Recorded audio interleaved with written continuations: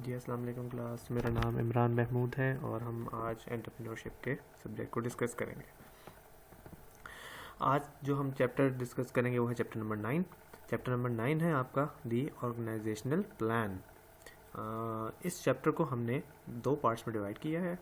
आज हम इस वीडियो में पार्ट 1 को डिस्कस करेंगे।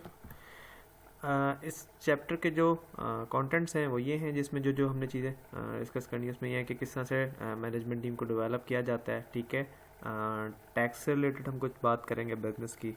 ठीक हो गया। लिमिटेड लाइबिलिटी कंपनी में और एस कॉर्पोरेशन में थोड़ा सा फ़र्क को डिस्कस करेंगे। ठीक हो गया। ऑर्गेनाइजेशन को किस तरह से डिज़ाइन करना है आपने, ठीक है, किस तरह से उसके स्ट्रक्चर को बनाना है उसको डिस्कस करेंगे। मैनेजमेंट टीम को किस तरह से बिल्ड करना है, ठीक है, एक ऐसा कल्चर जो कि सूटेबल हो सबके लिए। ठीक है, इस तरह का एक कल्चर बनाना है, इस तरह का एक प्रोफेशनल किस्म का एनवायरनमेंट क्रिएट करना है, वो इसमें हम किस तरह से बनाएंगे वो डिस्कस करेंगे। ठीक है, फिर हम डिस्कस करेंगे कि rule of board of directors का क्या होता है रूल। ठीक है, बोर्ड ऑफ एडवाइजर्स कौन होते हैं, ठीक है, और किस तरीके से ऑर्गेनाइजेशन उनको यूज़ कर सकती है। तो इस पूरे के पूरे चैप्टर में हमने आपके इन चीज़ों को डिस्कस करना है। ये ज़्यादा पार्ट जो है आपका HR से रिलेटेड है। ठीक है, फिर कंपनी को किस तरह से रजिस्टर वगैरह कराना है थोड़ा सा उस हिसाब से रिलेटेड है। ठीक है, थोड़ा सा इसमें आपकी लीगल चीज़ें इसमें आती हैं, थोड़ी सी टैक्सेशन पॉलिसीज़ आती हैं इसमें। तो ये थोड़ा सा इस तरफ है आज का, यानी कि अगर हम मेन उसको देखें कि वो क्या चीज़ हमने डिस्कस करनी है। सबसे पहले तो हम बात करेंगे जी डेवलपिंग द मैनेजमेंट टीम। सबसे पहले तो हम इस तरह से स्टार्ट करेंगे कि हर हर जो ऑर्गेनाइजेशन है ना वो ये चाहती है कि इसके जितने भी स्टेक होल्डर्स हैं ना वो अपनी कंपनी के लिए, अपनी ऑर्गेनाइजेशन के लिए जो है ना लॉयल भी हों और कमिटेड भी हों। ठीक है, उसमें आपकी टॉप लेवल वाली भी आपकी मैनेजमेंट आ जाती है। ठीक है, और उसमें आपके बिल्कुल जो नीचे के बॉटम में होते हैं बहुत लोग किस्म के जो लोग होते हैं वो भी इसमें इंक्लूड होते हैं। ठीक है, तो हर एक शख्स ये चाहता है कि उसकी फर्म जो है वो फर्म के साथ लॉयल भी हो, ठीक है, कमिटेड भी हो। ठीक है, कोई इलीगल किस्म का काम ना करे, कोई फ्रॉड या इस तरह की उसकी उसमें ना हो, किसी चीज़ से वो इंकी फेंकी ना करे। ठीक, तो ये सब लोग जो हैं वो यही चाहते हैं। ठीक हो गया। अब ये है कि जब भी आप कोई एक नया बिज़नेस स्टार्ट करते हैं तो बाज़ दफ़ा इन्वेस्टर जो हैं वो थोड़े से रिलक्टेंट भी होते हैं थोड़ा सा एक बिज़नेस पे एक इन्वेस्टमेंट, एक बड़ी ह्यूज इन्वेस्टमेंट करने के लिए। तो बाज़ दफ़ा ये होता है कि वो बहुत ज़्यादा सैलरीज देने की पोजीशन में नहीं भी होते। ठीक, तो ऐसे मौक़ों पे यूँ भी होता है कि जो आपके टॉप लेवल हो गए या जो सीनियर लेवल मैनेजमेंट होगी उसको थोड़ा सा वहाँ पे अपने अंदर थोड़ी फ्लेक्सिबिलिटी दिखानी पड़ती है इन टर्म्स ऑफ सैलरी और इस तरह से बाकी चीज़ों में, कि उनको थोड़ी सी मेहनत शायद बाकी एक चलती फर्म के मुकाबले में थोड़ी सी ज़्यादा करनी पड़ती है। लेकिन ये है कि उनको सैलरी कंपैरेटिवली कभी थोड़ी सी बाकियों के कंपेटिटिव अगर आप देखें बाकी सैलरीज जो लोगों की होंगी, जो ऑर्गेनाइजेशंस की होंगी, जो उनके कंपेटिटर्स की होंगी, वो थोड़ी सी शायद रिलेटिवली उनकी हाई होंगी, इनकी थोड़ी सी लो होंगी, क्योंकि शुरू में इन्वेस्टर्स थोड़ा सा डर रहा होता है। बट ये है कि जब बिज़नेस आपका फ्लरिश करता है, आगे जाके आप पैसे अर्न करते हैं, ठीक है, तो फिर उस तरह से ये होता है कि वो लोग सारे फिर उस तरह से ज़्यादा कमाते भी हैं। और जो स्टार्टअप कंपनीज़ में स्टार्ट से ही रहें, शुरू में ही आए और फिर वहाँ पे वो टिक के रहें, तो उनकी वहाँ पे जो पावर भी होती है और जो उनकी वर्थ होती है वो बाकियों के मुकाबले में ज़्यादा होती है। ठीक है, अच्छा, इसके बाद जिस चीज़ को बात की है वो है legal forms of business. Legal form of business में यही है, आपने अभी तक पढ़ा ही होगा अपने काफ़ी बिजनेस के जो आपने कोर्सेज वगैरह किए हैं, तो उसमें प्रोप्राइटरशिप एक है, एक पार्टनरशिप है, कॉर्पोरेशन है। ठीक है, ये चीज़ें आपने काफ़ी पहले भी पढ़ी होंगी, आप सबको मालूम भी होंगी कि इनमें क्या क्या चीज़ें होती हैं। प्रोप्राइटरशिप का बहुत ही सिंपल सी बात ये होती है कि प्रोप्राइटरशिप में आप यूजुअली अकेले काम कर रहे होते हैं। ठीक है, आप ही जो है वो सारा का सारा आपके पास होता है, जो भी उसकी पावर होती है बिज़नेस की। ठीक है, अनलिमिटेड उसकी लाइबिलिटी भी होती है। ठीक है, जितना कमाएगा वो खुद खाएगा। ठीक है, और जो वो क्या कहते हैं प्रॉफिट है उसकी जेब में जाएगा, पर यह है कि लाइबिलिटी भी उसी की ही होती है। खुदा ना खास्ता किसी पॉइंट पे जाके वो बिज़नेस क्रैश कर जाता है या कोई इस तरह की कोई प्रॉब्लम क्रिएट हो जाती है, किसी भी तरह की फाइनेंशियल किस्म की कंपनी को वाइंड अप करना पड़ जाए, उसकी लाइबिलिटी देनी पड़ जाए, उनके पैसे ख़त्म हो जाए या किसी की अमाउंट का कोई मसला हो जाए, 100 प्रॉब्लम्स हो सकती हैं, रिस्क होता है, ज़ाहिर बात है बिजनेस में तो अप एंड डाउन तो चलता ही रहता है।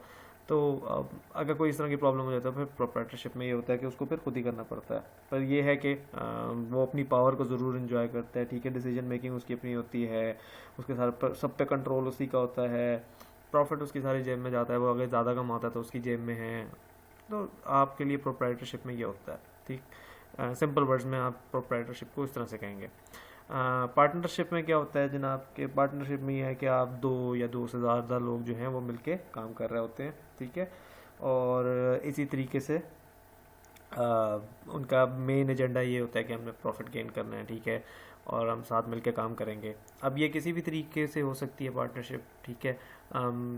अगर हम चलें एग्जांपल लेते हैं, अभी 2 बंदों की ले लेते हैं, तो हो सकता है कि वो 50-50 पार्टनरशिप पे काम करें, ठीक है, दोनों 50-50% अपना कैपिटल डालें और फिर वो बिज़नेस स्टार्ट करें। ये भी हो सकता है वो 60-40 हो, ये भी हो सकता है कि 30-70 हो, ये भी हो सकता है कि एक बंदा पैसे ज़्यादा डाल दे लेकिन स्लीपिंग पार्टनर का आपको कॉन्सेप्ट बड़ा होगा, इस तरह से भी हो सकता है।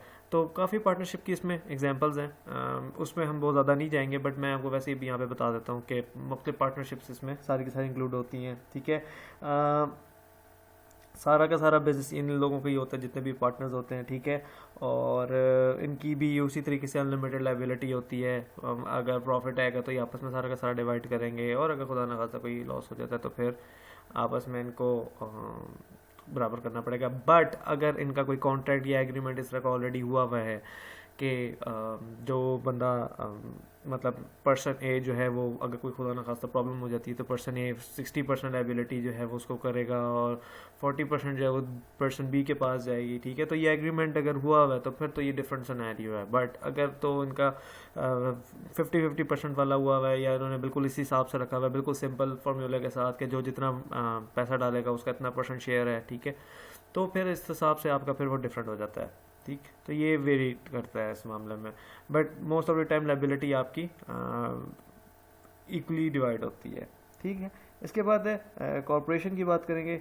कॉरपोरेशन में ये है कि आप जो है स्टॉक होल्डर्स उसमें होते हैं जो कि इसको मतलब चला रहे होते हैं, ठीक है। इसी तरह से होती है कि लोग मुख्तलिफ होते हैं, वो अपना बिजनेस स्टार्ट करते हैं, ठीक है, फिर वो शेयर्स वगैरह करते हैं, वो सारे स्टॉक होल्डर्स जो होते हैं वो फिर स्टेक होल्डर्स और स्टॉक होल्डर्स, हाँ, स्टॉक होल्डर्स आपके जितने भी हैं वो फिर करते हैं। बट इसमें स्टॉक होल्डर की जो होती है वो लिमिटेड लायबिलिटी होती है, ठीक है।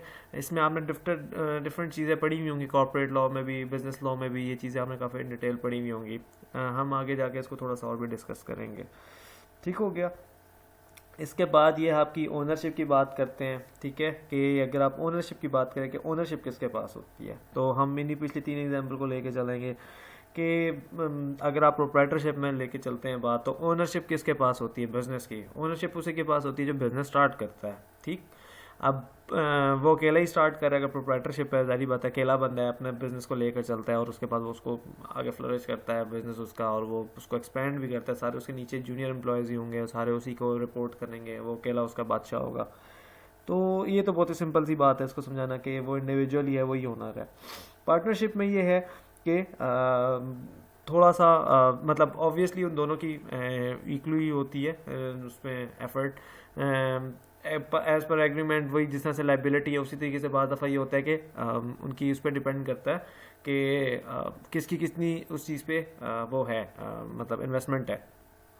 अगर उसकी 60% ज़्यादा होगी तो हो सकता है कि थोड़ी बहुत उसकी पावर उसके दूसरे के मुकाबले में ज़्यादा हो, बट ये टोटली उनके अगर किसी कॉन्ट्रैक्ट अगर हुआ हुआ तो उस पर डिपेंड करेगा, वरना मोस्ट ऑफ द टाइम दोनों की इक्वली होती है इसमें, ठीक है। दोनों या 2 से ज़्यादा जितने भी पार्टनर्स हैं उस हिसाब से वो उस हिसाब से आपस में डिस्कशन करते हैं कि हमें ये करना चाहिए, इस तरह से करना चाहिए, फिर वो आपस में डिसाइड करके जिस तरह से भी वो करते हैं, कोई अगर डील साइन करनी है या कोई इस तरह की बात करनी है।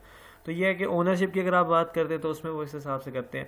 अब अक्सर ऐसा होता है कि अगर कोई 2 या 2 से ज़्यादा बंदे का काम करें, फ़र्ज़ करें अगर 2 बंदे काम करें तो होगा ये कि अगर एक ही अगर एक्सपर्टीज़ इंजीनियरिंग की साइड पे और एक ही एक्सपर्टीज़ बिज़नेस को फ्लरिश करना सेल्स और इसकी मामले में, तो जो दोनों की डिसीजन मेकिंग होंगी उसमें अगर कोई फ़र्ज़ करें प्रोडक्ट डेवलपमेंट की बात है तो उसमें इंजीनियर की थोड़ी सी ज़्यादा इनपुट होगी, ठीक है, वो ज़्यादा बेहतर तरीके से उसको वो करेगा कि हमें इस चीज़ पे जो है काम करना चाहिए, ये जो है ज़्यादा लोगों के लिए बेनिफिशियल है, इस प्रोडक्ट पे अगर हम ज़्यादा वो करें इन्वेस्टमेंट तो ज़्यादा हमें फ़ायदा मिल सकता है, इसकी तरह हमें ज़्यादा फोकस करना चाहिए क्योंकि इसमें हम ज़्यादा बेहतर तरीके से काम कर सकते हैं, हमारी एक्सपर्टीज़ इसमें ज़्यादा है। अगर सेल से रिलेटेड कोई बात है, एडवर्टाइजिंग से रिलेटेड बात है, तो जो दूसरा पर्सन है वो उसमें ज़्यादा उसकी डोमिनेंस होगी, ठीक है। तो डिसीजन मेकिंग के टाइम पे हम आगे पीछे कर सकते हैं ओनरशिप को, ठीक है, पर यही है कि ज़्यादातर हम उसको इसी तरीके से लेके चलते हैं। और आखिर में आपकी कॉरपोरेशन में है तो उसमें तो आपकी टोटल जो है वो शेयर्स पे डिपेंड करता है। इसमें यह है कि शेयर होल्डर्स पे थोड़ा सा डिपेंड करता है कि जिसके ज़्यादा शेयर्स होंगे, ठीक है, उसकी थोड़ी सी ज़्यादा आपकी वो होती है, पावर होती है, ठीक। फिर इसमें आपके आगे जाके बोर्ड ऑफ डायरेक्टर्स भी इंक्लूड हो जाते हैं और उस तरह से मुख्तलिफ चीज़ें पॉइंट आ जाती हैं, वो हम आगे जाके थोड़ा सा डिस्कस भी कर लेंगे, ठीक हो गया, क्योंकि आपके बुक में थोड़ा सा आगे जाके कॉरपोरेशन को थोड़ा सा डिस्कस भी ज़्यादा किया हुआ है, ठीक। इसके बाद ये है कि लायबिलिटी ऑफ ओनर्स, सेम वही रूल अप्लाई होगा जो पहले था, ठीक। लायबिलिटी किसकी ज़्यादा होती है ओनर्स में से, ओनरशिप किसकी, जिस तरह से ओनरशिप होती है उसी तरीके से आपकी लायबिलिटी भी है। कि अगर फ़र्ज़ करें कि अगर प्रोप्राइटरशिप पे सिंगल पर्सन लेकर चल रहा है, ठीक है, तो वो फिर अकेला ही है जो तमाम उसको बेयर करेगा लॉस वगैरह को भी, ठीक। फिर पार्टनरशिप में भी यही है कि वो बराबर बराबर करेंगे, बट अगर जस्ट इन केस इनके बीच में कोई इस तरह से एग्रीमेंट हुआ है कि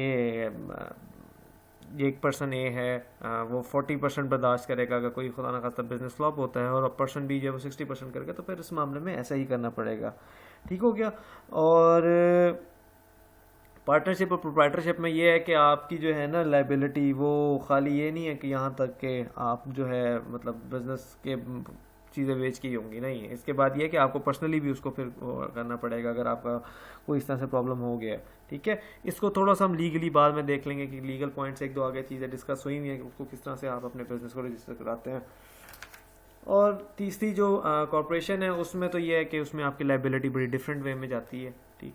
जितना आपका नुकसान होता है वो किसी एक हद तक की जो आपके स्टेक होल्डर्स होते हैं उनको वो डिविडेंड ही देते हैं बाद दफ़ा, उसमें अगर कोई लॉस वगैरह हो जाए, ठीक है, या अगर कोई बड़ी इस तरह से हो जाए तो फिर वो कंपनी की उसमें से जाती है ऐसा मतलब, लेकिन जो शेयर्स खरीद रहे हैं, ठीक है, जिनके पास स्टॉक है उसका, तो उस पर थोड़ी सी उस तरह से नहीं आती।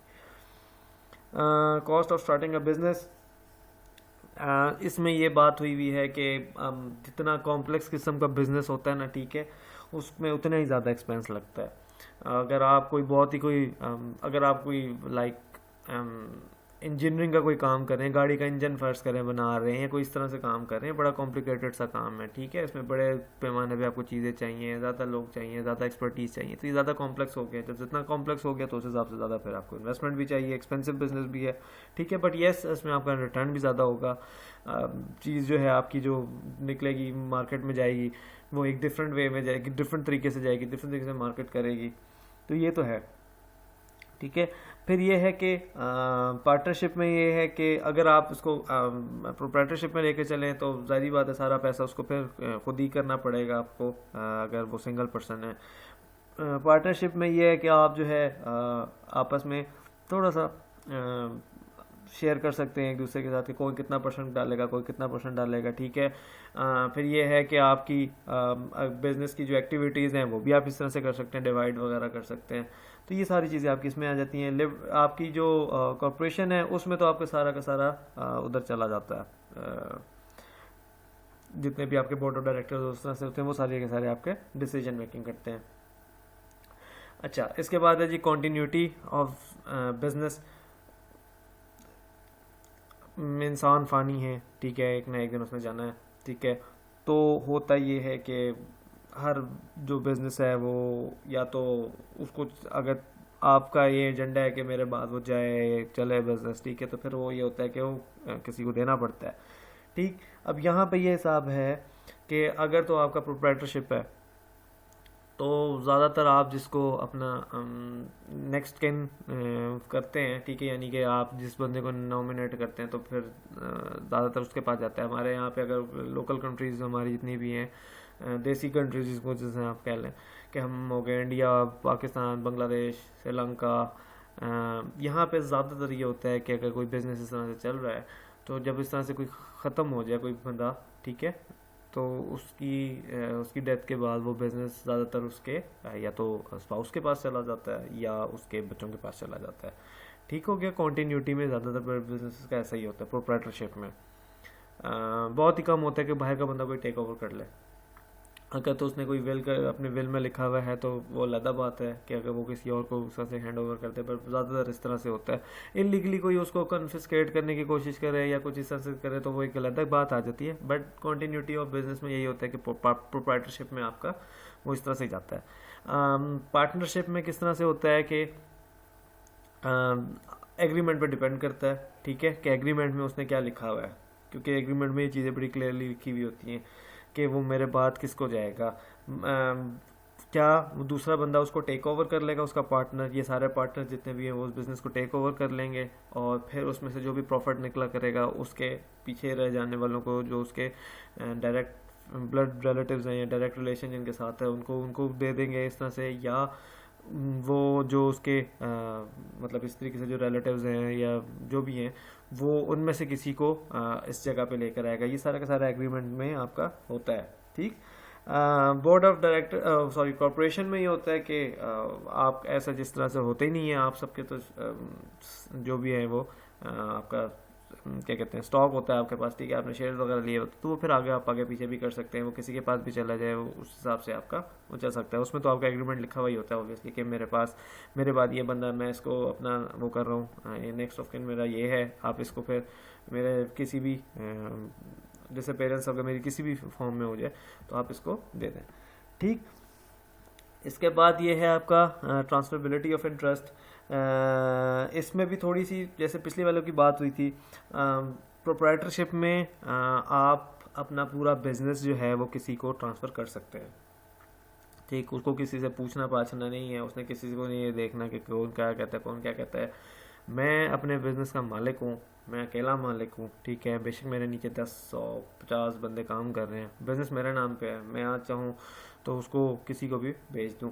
और ये बहुत ज़्यादा ट्रेंड है बाहर के मुल्कों में कि जो अच्छे कमाए लोग मतलब जिनकी अच्छी रिप्यूट है इसमें एज एन एंटरप्रेन्योर, तो वो यही करते हैं कि वो कोई फर्म लेते हैं, उसको स्टार्ट करते हैं। ठीक है, उसमें एक टीम बिल्ड करते हैं और उसके बाद वो एक अच्छी कीमत में किसी एक चलते बिजनेस वालों को बेच देते होते हैं और फिर वो दूसरी कोई बिजनेस को स्टार्ट कर देते होते हैं, क्योंकि उनका नाम इतना बन चुका होता है कि वो नए बिज़नेस बनाने में ज़्यादा बेहतर मतलब कंफर्टेबल होते हैं कि उनको पता है कि हमें टीम बिल्डिंग कैसे करनी है। ठीक है, हमें टीम बिल्डिंग के बाद उसको किस तरह से लेकर चलना है, मतलब जहाज़ एक बार टेक ऑफ कर दिया तो फिर हम किसी और को दे देंगे।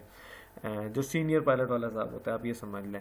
तो वो उस तरह से अपने बिज़नेस को एक अच्छा सा बना के, उसको थोड़ा सा उस पर टाइम लगा के स्पेंड करके, थोड़ा सा टाइम उसको एक अच्छा सा बनू के उसको जब एक चलता कारोबार बन जाए तो उसको फिर वो बेच के एक नए बिज़नेस की तरफ चले जाते हैं।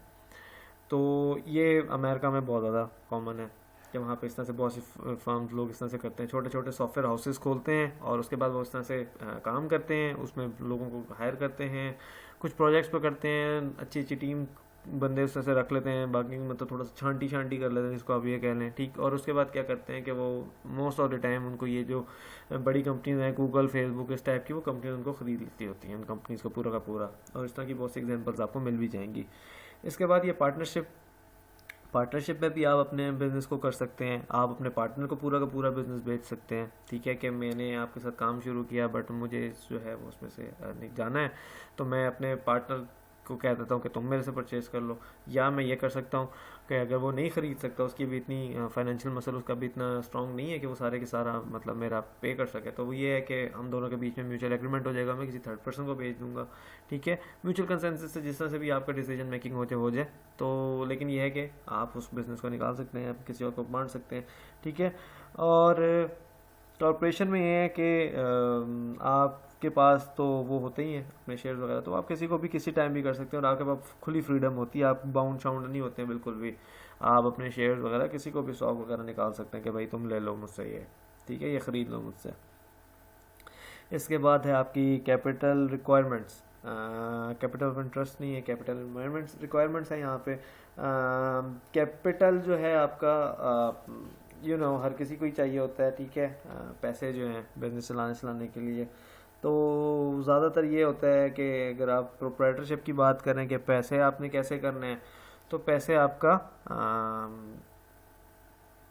आपकी अपनी जेब के ही पैसे होते हैं, ठीक, या आप अपने किसी जान पहचान वाले बंदे से ले लेते होते हैं लोन के तौर पे, या आप बैंक से ले लेते होते हैं। पर यह है कि फिर आपको वो करना पड़ता है, अगर आप इस तरह से बोरो करें तो आपको, या आप इन्वेस्टर्स वगैरह से लें या किसी से भी लें, तो आपको फिर थोड़ी सी अपनी चीज़ों को वो करना पड़ता है, गिव अप करना पड़ता है। हो सकता है कि वो आपसे उसमें पार्टनरशिप मांग ले उसमें, ठीक है, कि आपको प्रोप्राइटरशिप वाला बिजनेस जो है वो पार्टनरशिप की तरफ चला जाएगा। वो कहेगा कि अच्छा मैं आपको इन्वेस्टमेंट, मतलब मेरा फ़र्ज़ करें खुदा ना खासा बिजनेस डूब रहा है तो मुझे पैसे ज़्यादा से ज़्यादा चाहिए, तो मैं किसी बंदे से कहूँ तो वो मुझे ये कहता है कि चलो ठीक है मैं आपको पैसे देता हूँ लेकिन फिर मैं आपका पार्टनर बनूंगा इस बिज़नेस में, ठीक। एक तो ये हो सकता है, या फिर ये है कि वो आपसे सूद वगैरह पे आपसे वो ले ले, क्या कहते हैं, आपकी के जितना मैं आपसे पैसे दे रहा हूँ उस पर मैं सूद भी लूँगा और आपसे अपनी जो प्रिंसिपल अमाउंट है वो भी वापस लूँगा, ठीक। इसमें ये है कि पैसे अगर आपको चाहिए हैं पार्टनरशिप में, तो उसमें भी फिर इसी तरीके से थोड़ी सी मिलती जुलती कहानी है जो प्रोप्राइटरशिप में, ठीक। आप अपने पर्सनल लोगों से मांगते हैं पैसे, या फिर आप बैंक से लोन लेते हैं, अपनी कोई चीज़ प्रॉपर्टी वगैरह गिरवी रखवा देते हैं, या फिर आप इसी तरीके से किसी इन्वेस्टर से पैसे ले लेते हैं और सूद आपको उसको देना पड़ता है। कॉर्पोरेशन में क्या होता है कि आप जो है शेयर्स निकाल देते हैं, इनके थोड़े पास ज़्यादा ऑप्शन होते हैं। तो अगर आपको पैसे जैसे चाहिए किसी मौके पे, ठीक, तो आप क्या करते हैं कि शेयर्स वगैरह बांट देते होते हैं। तो उस तरीके से आप ज़्यादा बेहतर तरीके से अपना वो कर सकते हैं, बॉन्ड निकालते हैं, ठीक है, मज़ीद शेयर निकाल देते हैं, आप इस तरह की हरकतें कर देते होते हैं जिससे आपके पास पैसे जैसे आ ही जाते हैं और आपका फाइनेंशियल जो उस टाइम पे एग्जाम पाया हुआ होता है वो कहीं ना कहीं से किसी न किसी तरीके से कवर हो जाता है। इसके बाद ये है आपका, सॉरी, कैपिटल रिक्वायरमेंट यहाँ पे लिखा हुआ है, पिछली वो हेडिंग हो गई थी गलत, कैपिटल रिक्वायरमेंट की सारी बात चल रही थी। इसके बाद ये आपका मैनेजमेंट कंट्रोल। मैनेजमेंट कंट्रोल में आपकी ये बात होती है कि सारा का सारा कंट्रोल जो है ना प्रोप्राइटरशिप में, ठीक है, वो उसी के पास होता है जो आपका ओनर होता है, जो अकेला बंदा होता है, सिंगल ओनर जो होता है, ठीक। वही सब कुछ उसको कंट्रोल कर रहा होता है। अगर मेरे पास 10 नीचे एम्प्लॉयज़ आ भी गए तो मैं ही उसको हैंडल करूँगा। इसके बाद आपकी अगर बात आ जाती है पार्टनरशिप पे, तो ये डिपेंड करता है कि किस तरह का बिजनेस है, किस तरह की पार्टनरशिप है, कौन सी वाली पार्टनरशिप है, क्योंकि पार्टनरशिप के टाइप्स होती हैं यहाँ पे। पर यह है कि सारा का सारा इस पर थोड़ा सा गेम आपका डिपेंड करता है कि आपने किस तरह से कॉन्ट्रैक्ट वगैरह लिखा हुआ है। फिर ये है कि फ़र्ज़ करें मैं कोई ऐसी एक बिज़नेस कर रहा हूँ जिसमें मैं कोई नेटवर्किंग से रिलेटेड कोई इक्विपमेंट वगैरह बना रहा हूँ, ठीक है, तो उसमें अगर दो तीन पार्टनर्स हैं, उसमें से एक जो है वो थोड़ा सा टेक्निकल वाला है, ठीक है, वो टेक्निकल एजुकेशन लेके आया, वो टेक्निकल काम करता है। जो बाकी दो हैं वो बिजनेस वाले हैं, एक उसमें से फ़र्ज़ करें फाइनेंस का है और एक जो है उसमें से मार्केटिंग का है। तो अब अगर मुझको इस मौके पे कोई उस पर डिसीजन मेकिंग करनी है कि मुझे रिसर्च एंड डेवलपमेंट करनी है उस पर इक्विपमेंट्स पे, ठीक है, जो कि नेटवर्किंग के लिए यूज़ होगा, तो उसमें फिर ये है कि ज़्यादा डिसीजन पावर जो होगी, जो मैनेजमेंट कंट्रोल होगी वहाँ पे उस मौके पे वो उस बंदे की तरह ज़्यादा होगी जिसने इंजीनियरिंग की हुई है, ठीक। लेकिन ये है कि अगर मुझे वो, जैसे मैंने काफ़ी थोड़ी देर पहले एग्जांपल दी थी कि अगर मुझे सेल्स के लिए एक बंदे चाहिए तो फिर मैं मार्केटिंग वाला बंदा फ्रंट पे आएगा। अगर मुझे पैसों से रिलेटेड कोई लेना देना है, कैपिटल से रिलेटेड उसको आगे पीछे करना है, या मुझे टैक्सेशन से रिलेटेड कोई मसला है वो उसका काम है, तो उसमें फिर वो फाइनेंस वाला बंदा फिर स्टेप अप करेगा, कहेगा कि मैं इसको करता हूँ, ठीक। तो इसमें सारी की सारी बात यही है कि मैनेजमेंट जो है वो आपकी पार्टनरशिप पे थोड़ी सी डिपेंड करती है इस मामले में कि आपने किस तरह का एग्रीमेंट आपस में किया, किस टाइप का बिजनेस है और किस टाइप के लोग हैं आपके पास, ठीक है। तो उसमें ये होता है। बट जनरली जितने भी पार्टनरशिप होती हैं उसमें सब में तकरीबन अगर सब ने बराबर कैपिटल इन्वेस्ट किया तो फिर सबकी तकरीबन पावर बराबर ही होती है, ठीक है। बाद दफ़ा ये होता है कि किसी ने इन्वेस्टमेंट ज़रा ज़्यादा की हुई होती है और किसी ने कम की हुई होती है, पर कम वाले जिसने कम इन्वेस्टमेंट की होती है उसके पास ऐसा एजुकेशनल बैकग्राउंड होता है या उसके पास उस रेलेवेंट एक्सपीरियंस होता है, तो वो उस चक्कर में फिर ज़रा ज़्यादा बेहतर तरीके से अपने टीम को मैनेज कर सकता होता है। तो ये थोड़ा सा आपका कॉन्ट्रैक्ट वगैरह के हिसाब से, एग्रीमेंट के हिसाब से आगे पीछे हो सकता है, ठीक हो गया। प्रोप्राइटरशिप में ये होता है कि आपके काफ़ी ढेर सारे वो बोर्ड ऑफ मेंबर्स वगैरह होते हैं, ठीक है, और सारे वो डायरेक्टर्स होते हैं, ये वो, तो वो सारे के सारे जो है ना वो फिर इस तरह से एक बंदा इस तरह से डिसीजन मेकिंग नहीं करता, वो पूरी टीम मिल के इस तरह से डिसीजन मेकिंग करती है, ठीक हो गया। और वो जो होती है ना इस तरह की बड़ी कंपनीज, मतलब जो ये आपके इस तरह से शेयर्स निकालती हैं, उस बड़ी कंपनीज ही होती हैं जो ये इस हद तक जाती हैं, तो उसमें ये है कि उनका प्रॉपर एक पैनल होता है, प्रॉपर एक चेन होती है, कमांड होती है, कि डायरेक्टर है, उसके नीचे प्रेसिडेंट है, उसके नीचे 3 बंदे हैं, उसके नीचे 6 बंदे और हैं, ठीक है, वो 6 बंदे जो हैं वो अपनी अपनी टीम को लीड कर रहे हैं। तो उस तरह से उनकी पूरी इस तरह की टीम होती है। तो उसकी मैनेजमेंट इस तरह से होती है कि हर बंदा अपने सुपर वाले को रिपोर्ट करता है। ठीक हो गया।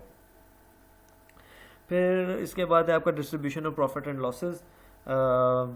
जैसे बताया आपको कि अगर तो आपकी प्रोप्राइटरशिप है, ठीक, तो आपका जितना भी प्रॉफिट है वो आपका अपना है, जितना लॉस है वो आपकी अपनी जेब से है। ठीक, अगर आपका लॉस ज़्यादा है और आपकी कंपनी की वर्थ कम है तो फिर आपको अपनी जेब से देना पड़ेगा।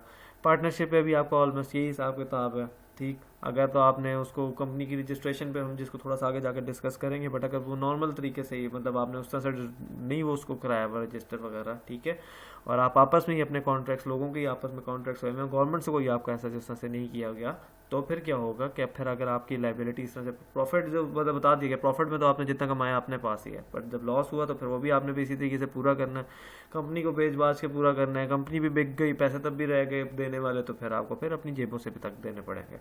ठीक है, लास्टली आपकी वही है कॉर्पोरेशन, उसमें तो फिर आपकी लीगली उसको देखा जाता है, पर यह है कि जो शेयर होल्डर्स होते हैं उनको ऐसे कुछ उस तरह से नहीं देना पड़ता अपनी जेब से, क्योंकि वो इस मामले में काफ़ी हद तक आज़ाद होते हैं। फिर है अट्रैक्टिवनेस फॉर रेजिंग कैपिटल। ये एक बड़ा क्रूशल पॉइंट होता है किसी भी बिजनेस के लिए। ठीक, लेकिन ये है कि तीनों चीज़ों को अगर आप देखा जाए तो सबसे ज़्यादा जो आपका इस चीज़ में मैटर करती है ना चीज़, वो ये है कि आपका बिजनेस का नाम कितना हो गया या आपका कितना नाम है, यही चीज़ है। एग्जाम्पल यही है कि अगर तो कोई सेलिब्रिटी वगैरह है, वो कोई बिज़नेस स्टार्ट करता है, लाइक मैं आपको एग्जांपल दे देता हूँ कि कोई पाकिस्तान का या इंडिया का कोई मशहूर बंदा है, ठीक है, वो कोई अपनी फील्ड से रिलेटेड कोई चीज़ स्टार्ट करता है, लाइक मैं एग्जांपल देता हूँ कि जॉन इब्राहम हो या सलमान खान हो, वो कोई जिम वगैरह स्टार्ट करे, और तो उनको कैपिटल रेज करना कोई इतना मुश्किल नहीं होगा। ठीक है, क्योंकि एक उनके अपना फेस वैल्यू भी है। ठीक है, वो खुद अपने आप के इतने बड़े ब्रांड हैं। ठीक है, फिर ये है कि वो जिस बिज़नेस को स्टार्ट करें उसमें उनकी ज़रा वो भी है, मतलब उनकी फ़िज़ीक इस तरह की है कि लोग उनसे ज़्यादा अट्रैक्ट भी होते हैं कि इनकी फ़िज़ीक बहुत अच्छी है। ठीक है, तो वो इस तरह के बिज़नेस में आएंगे तो वो इस तरह से अपना कैपिटल रेज़ कर सकते हैं। लेकिन ये खैर काफ़ी माशाल्लाह ऑलरेडी इतने पैसे वाले हैं कि इनको इस तरह से रेज़ करने की ज़रूरत नहीं है। बट अगर आप वैसे वर्थ देखें कि कोई एक आम बंदा है वो किस तरह से रेस कर सकता है, तो यही है कि शुरू में तो उसको अपने पैसों से ही करना पड़ेगा। ठीक है, फिर कैसे करेगा इसके बाद कि वही किसी से लोन शोन ले ले। ठीक, फिर अपनी बिज़नेस की इस तरह की वर्थ बनाए कि लोग उसके बिज़नेस को देखें और वो कहें कि हाँ आपका बिज़नेस इतना अच्छा है और वो तो मतलब एक्सपैंड हो रहा है और सक्सेसफुल जा रहा है। ठीक है, और अब आपको अपने बिज़नेस को एक्सपैंड करने के लिए चाहिए, तो फिर लोग आपको खुद ही पैसे देना स्टार्ट हो जाते हैं। ठीक है, और ये आपकी चाहे आपका प्रोप्राइटरशिप हो, पार्टनरशिप हो, आराम से हो जाता है। ठीक, तीसरी उसमें भी ऐसा ही है कि उसमें आप शेयर्स वगैरह मार्केट में रखते ही हैं तो वो फ़ौरन ही उड़ जाते हैं, लोग ख़रीदने के लिए फ़ौरन ही उसको पकड़ लेते हैं। जैसे पाकिस्तान में पेट्रोलियम के बड़े अच्छे हैं PPL के शेयर्स, वो जब भी निकालें लोग उसको ऐसे ख़रीदते हैं जैसे मतलब इससे अच्छे हमें कोई शेयर्स मिल नहीं सकते। तो पाकिस्तान में शेयर अगर आप देखें तो वो एक अच्छा आपको देते हैं। ठीक, तो ये सारी चीज़ें इसमें आपकी आ जाती हैं। इसके बाद ये आपका the tax attributes of forms of business कि किस तरह के बिजनेस पे किस तरह की टैक्सेशन वगैरह है। सिंपल मैं आपको बताऊंगा क्योंकि आपकी बुक में थोड़ी सी सारे वो इंटरनेशनल पॉइंट्स लिखे हुए हैं, अमेरिका वगैरह से रिलेटेड है, हमारी बुक US की है, हम पाकिस्तान में हैं, तो मैं चलें आपको पाकिस्तान के मुतालिक थोड़ा सा बता देता हूँ। एंड हम लोग यहाँ पे पाकिस्तान में जो छोटे बिज़नेस वाले हैं वो बहुत ज़्यादातर ऐसा नहीं करते कि वो अपने बिज़नेस वगैरह को रजिस्टर करें, चाहे वो प्रोप्राइटरशिप में हो या पार्टनरशिप में हो। ठीक है, तो ये आपके जो है वो अपने आप को उस तरह से नहीं करते। ठीक है, बट टैक्स देना चाहिए। ठीक है, अपनी टैक्सेशन वगैरह करवाते रहना चाहिए, अपने सर्टिफिकेट्स, क्योंकि बहुत सी ऐसी चीज़ें जो आपको वापस मिल जाती होती पर लोगों को पता नहीं होती हैं यहाँ पे जो टैक्स फाइलर्स आ रहे हैं। मैं इस पे अभी देख रहा था, मुझे अगर SECP पे या कहीं पे अच्छी वो मिल गई, क्या कहते हैं, टैक्स से रिलेटेड इस तरह की इन्फॉर्मेशन वगैरह, तो वो भी मैं आपसे शेयर करूँगा। बट ये फॉर सिंपल मैं भी यही बता देता हूँ कि आपकी जो है वो टैक्सेशन जो है वो आपको बहुत सी चीज़ों पे आपको रिटर्न भी देती होती है। ठीक है, आप अपने बिज़नेस को रजिस्टर जब कराते हैं, ठीक है, तो आपको बेहतर ये है कि आप जो है अपना वहाँ पे NTN वगैरह जो टैक्स से रिलेटेड जितने भी हैं आपकी वो चीज़ें आपको ले लेनी चाहिए। अच्छा, आपको मेरा यहाँ पे मशवरा है कि जिस टाइम आप अपना बिजनेस वगैरह स्टार्ट करें, चाहे वो प्रोप्राइटरशिप हो चाहे वो पार्टनरशिप हो, कॉर्पोरेशन जो है वो तो ज़्यादातर होती ही होती है, ठीक है, वो क्योंकि वो उतने बड़े पैमाने पे है, वो तो बच ही नहीं सकते इसमें। लेकिन ये है कि अगर आप प्रोप्राइटरशिप की तरफ हैं या पार्टनरशिप की तरफ हैं तो आपको अपना एक बिजनेस अकाउंट बनाना चाहिए, ठीक है। बैंकिंग के, ट्रांजैक्शन के, इस तरह के जितने भी है ना बिजनेस के, अपने अलहदा रखने चाहिए सिस्टम, अपने पर्सनल खातों के साथ नहीं चलाना चाहिए अपने बिजनेस के पैसों को। उसमें यह है कि अगर आप बिजनेस के हिसाब से बिजनेस को लेके चलेंगे ना तो आपका वो टैक्स आपको अपनी जेब से उस तरह से नहीं देना पड़ेगा, जो बिजनेस का कमा रहा है वो बिजनेस में से ही आप सारा का सारा देंगे, ठीक। तो ये बेहतर यही है कि आपको अपने इसी तरीके से करना चाहिए। टैक्सेस में ये है कि आपकी कुछ मुख्तलिफ टाइप्स होती हैं, कौन सा वाले बिजनेस को आप करना चाह रहे हैं, ठीक है।